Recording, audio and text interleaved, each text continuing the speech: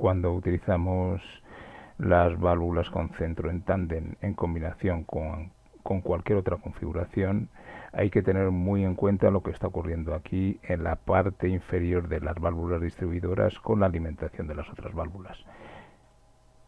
En este caso vemos cuando las dos válvulas están en posición de reposo, la presión, la circulación desde el punto de presión hacia el tanque es continuo, por lo tanto no existe presión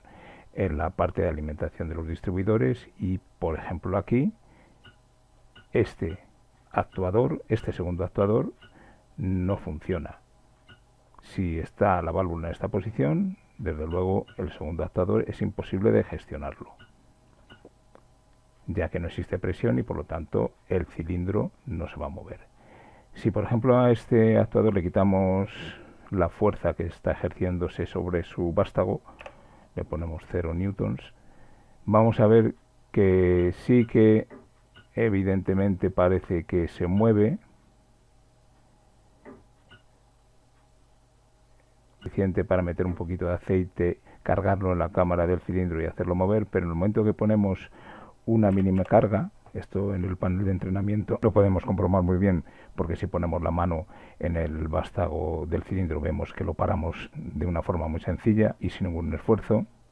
Vemos que aquí veis, a medida que aumenta la carga, el movimiento del cilindro se hace mucho más perezoso porque no puede con ella, ¿vale? Por lo tanto, si esta carga fuese la que teníamos de 10 kilos, es imposible moverla. Pues solamente se permitirá el movimiento de este segundo cilindro cuando esta válvula esté en cualquiera de las otras dos posiciones. Aquí sí tenemos presión en la parte inferior de la válvula y cuando vemos que la válvula distribuidora con centro en tándem está en cualquiera de las otras dos posiciones, sí que es posible gestionar el movimiento del segundo cilindro.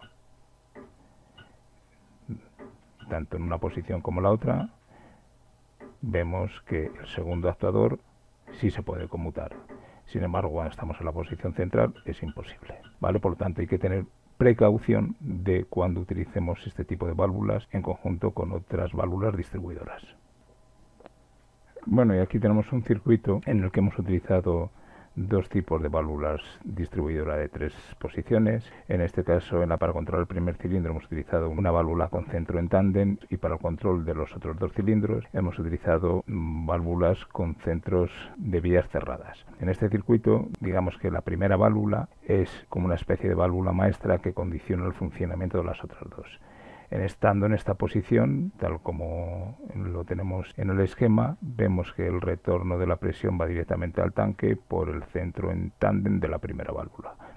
Si yo quiero en este momento mover alguno de los otros dos cilindros, vemos que es imposible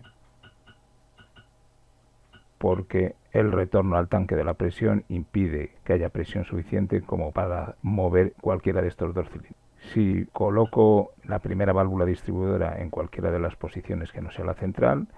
en ese momento vemos que ya sí que hay presión a la entrada de las válvulas distribuidoras de los otros dos actuadores y ya sí que puedo mover, tanto en un sentido como en otro, los otros dos cilindros. Si por ejemplo que dejamos extendidos los dos cilindros secundarios, por llamarles de alguna manera, cuando la válvula distribuidora principal